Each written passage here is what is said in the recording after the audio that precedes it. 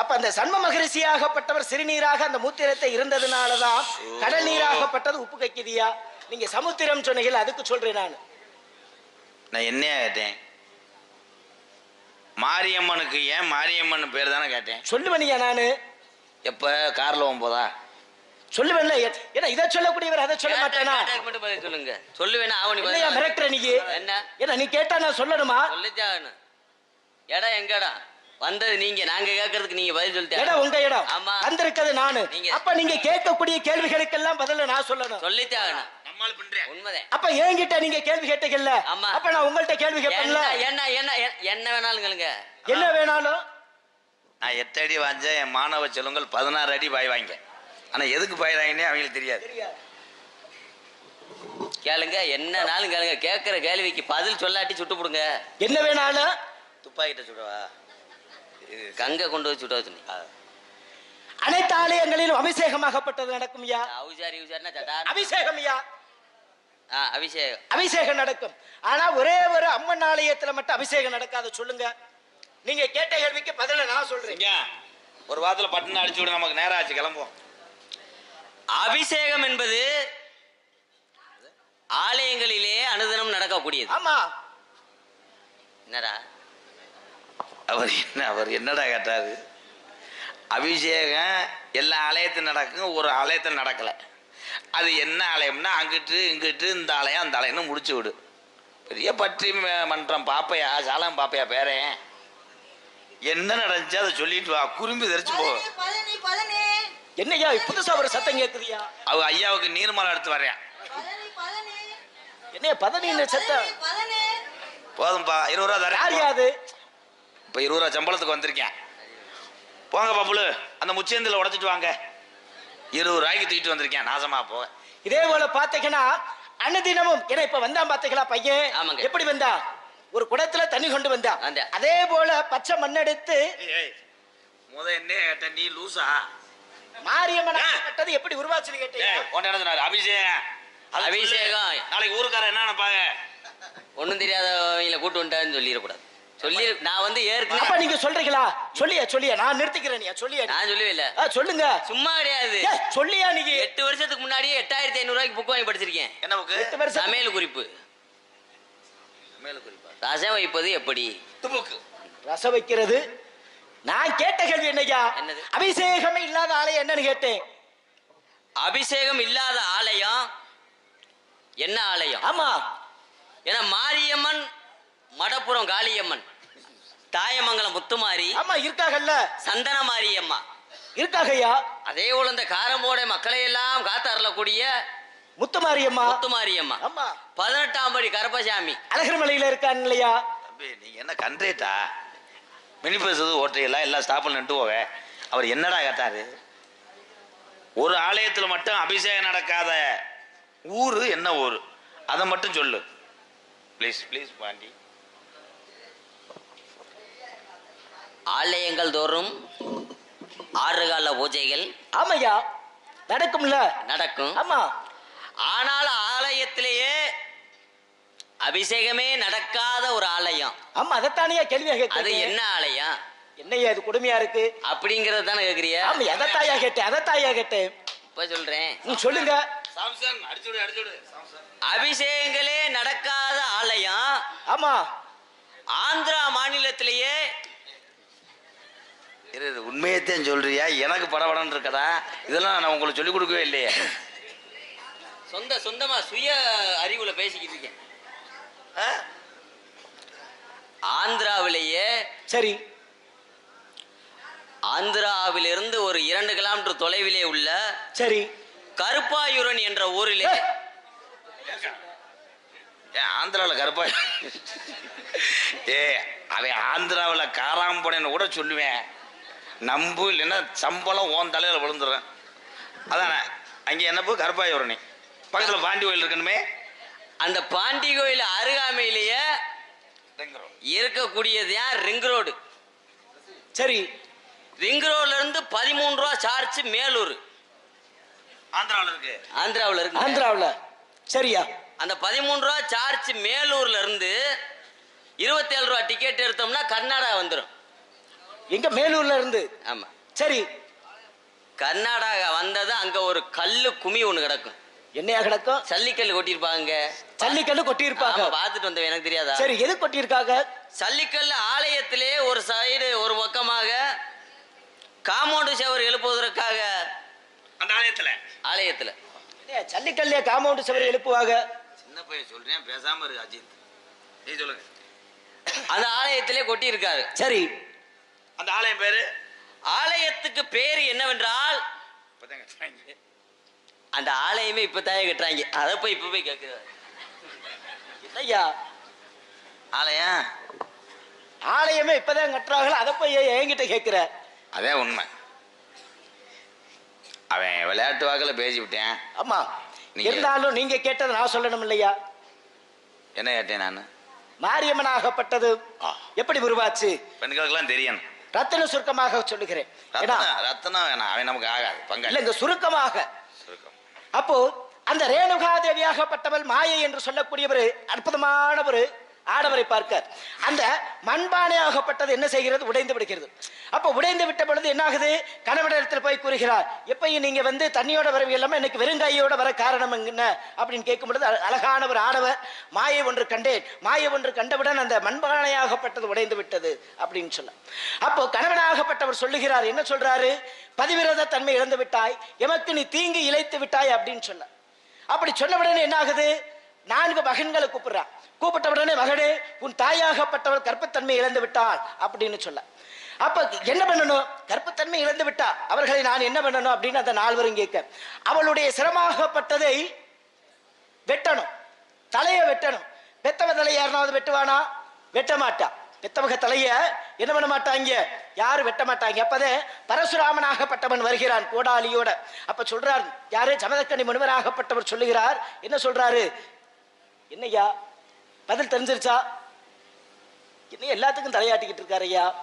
அவனுக்கு 3 மணிக்கு மேல நேரம். அப்ப அந்த ஜமதக்கனி முனிவராகப்பட்டவர் பரசுராமனை அழைத்து சொல்கிறார், உன் தாயின் சிரமாகப்பட்டதை கொய்தாக வேண்டும். அப்படி கொய்தாக வேண்டும் என்று ஒரு கட்டளை விடுக்க, இவனை கையில் கொடாலியை வைத்துக் கொண்டு ஓடுகிறான். எதற்காக? தன் தாயாகப்பட்டவளின் சிரசாகப்பட்டதை வெட்டுறது. சிரசுனா என்ன? தலை. அப்படி தலையை வெட்ட ஓட. எதுக்கு ஓடுகிறார்? தன் மகனாகப்பட்டவன் தன்னை வெட்டினால் பிரமஹஸ்தி தோஷம் போய் வந்து விடுமோ? பிரமஹஸ்தி தோஷம் இருக்கிறதுலே பெரிய தோஷம். தன் பிள்ளைக்கு பாதிச்சிடக்கூடாது, நான் செத்தான் செத்துட்டு போறேன், ஆனா அந்த தோஷமாகப்பட்டது என்னுடைய பிள்ளையை பாதிக்க கூடாது என்று சொல்லி ஓட.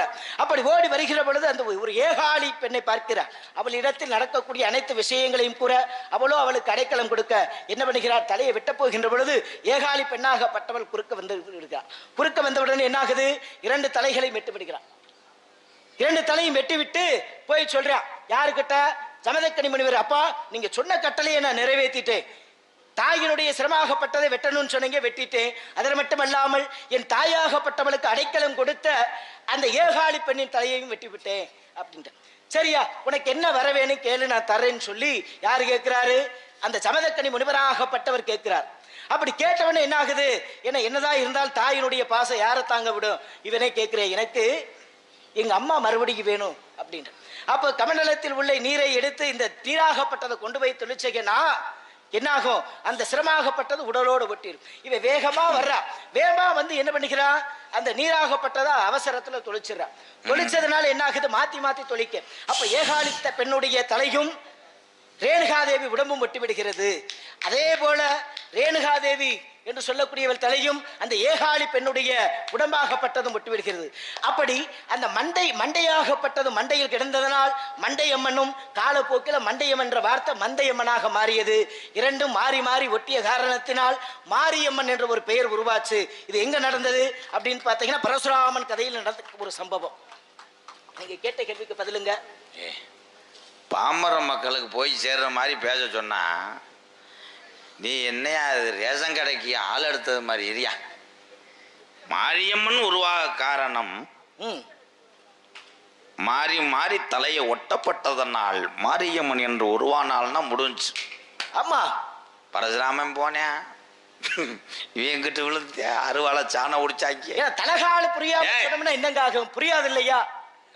தேவையில்லாது ஒரே வார்த்தையில சொன்னா முடிஞ்சுங்க. பூரா அறிவு சார்ந்தவங்க.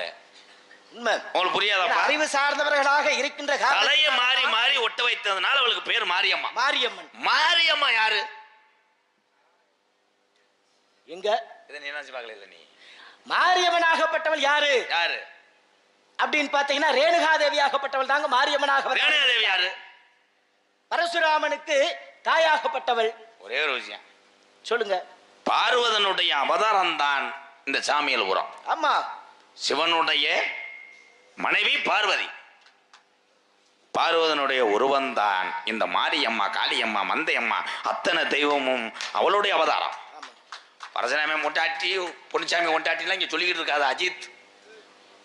இன்னொன்னு கேட்டனே, விநாயகருடைய தந்தத்தை உடைத்தவர் யார்?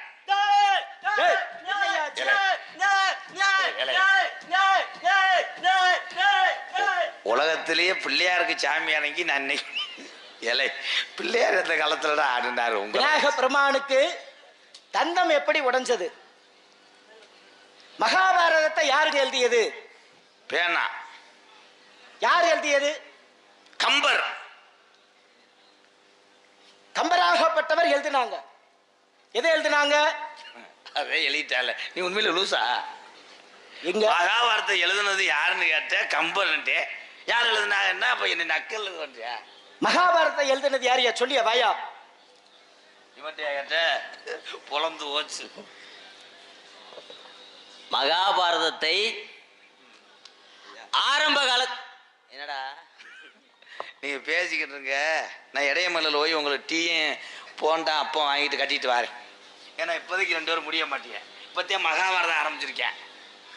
ஏலே என்னண்டா என்னன்னு சொல்ற? ஏன்டா மகாபாரதம் எழுதுன யாரு? ஆம்பளையாளு. ஆம்பளையாளு தான் எழுதினியா? அவன் பேர் என்னையா? முனியசாமி, கந்தசாமி, பொன்னுச்சாமி. அவங்க எழுதல. சரி, அப்புறம் யார் எழுதினது? மாயாண்டி, முத்துப்பாண்டி, செல்லப்பாண்டி அவங்க எழுதல. சரி, மகாபாரதத்தை எழுதுனது ஆமையா. ஏன்னா ஏன்னா எழுதுனது ஒரு பேனா. சரி, ஏன்னா பேனா இல்லாம எழுத முடியாது இல்லையா? அந்த பேனாவை பயன்படுத்தியவர் யார் என்று கேட்டால் அதைத்தாயா கேட்கிறேன். அவர்தான் அந்த மகாபாரதத்தை எழுதியவர். புதுவிதமான பதிலா இருக்கு. தம்பி ஒண்ணு செய்யுங்க, 2 பேரும் போய் ஒரு 3 லிட்டர் மண்ணெண்ணெய் வாங்கிட்டு வந்து என்னை எரிச்சிருங்கப்பா. இல்ல எழுதுனது யாருன்னு தானே கேட்டாரு. இவ்வளவு விளக்கம் பின்றாங்களே. மகாபாரதத்தை எழுதினவர் மேருவி என்று சொல்லக்கூடியவர். மேருவி என்று சொல்லக்கூடியவருங்க. என்ன ஒண்ணு அடிச்சு விடுற எங்க அவர் எழுதுகிற பொழுது என்னாகும்? அந்த அச்சாணியாகப்பட்டது உடைந்து விடும். யாரு சொல்ல? யார் எழுதினது? விநாயக பெருமான் சொல்ல வால்மீகி எழுதியது. வால்மீகி எழுதியதுங்க. எது? மகாபாரதமாகப்பட்டது.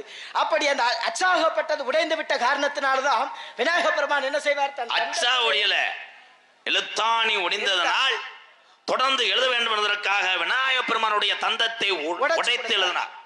இதே உண்மை. கை தட்டலாம். பரவாயில்லையா? மாத்தி பேச தொட்டு பேசக்கூடிய வல்லமையா? அழகா பேசுறீங்க. உங்க படித்த படிப்பும் உங்க கலையும் மென்மேலும் வளர அப்படியாகட்டும்.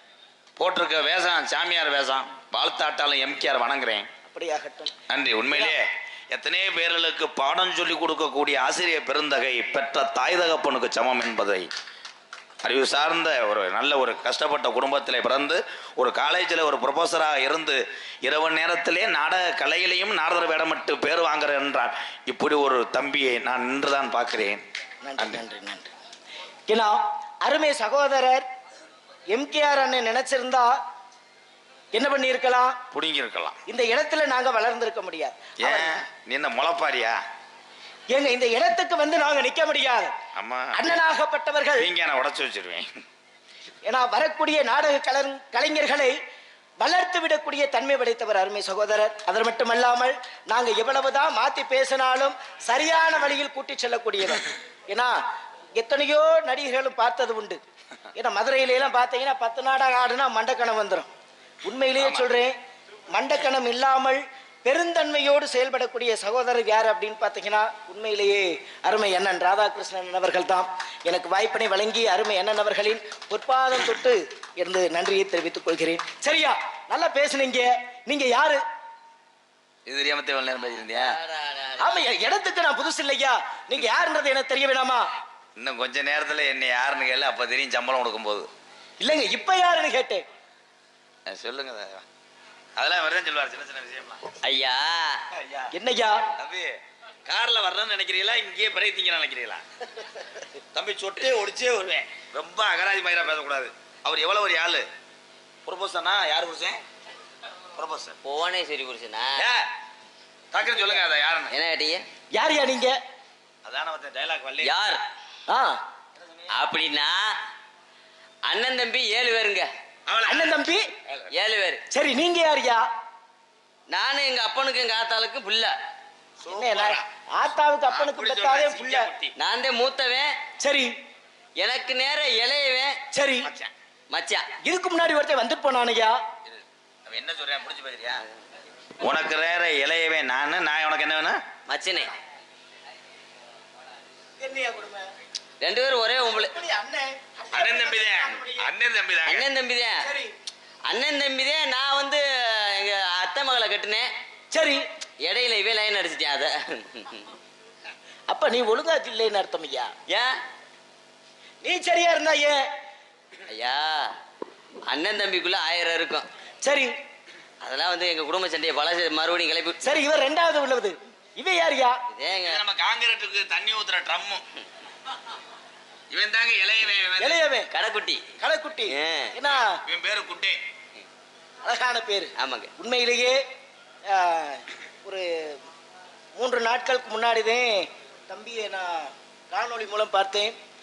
அதன் மட்டுமல்லாமல் தம்பிக்கு நடனம் சொல்லி அழகு பார்த்தவர் யார் அப்படின்னு பார்த்தீங்கன்னா, தம்பிக்கு நடனம் சொல்லி அழகு பார்த்தவர். ஏன்னா யாரும் நடனமாகப்பட்டதை சொல்லி கொடுக்க மாட்டாங்க.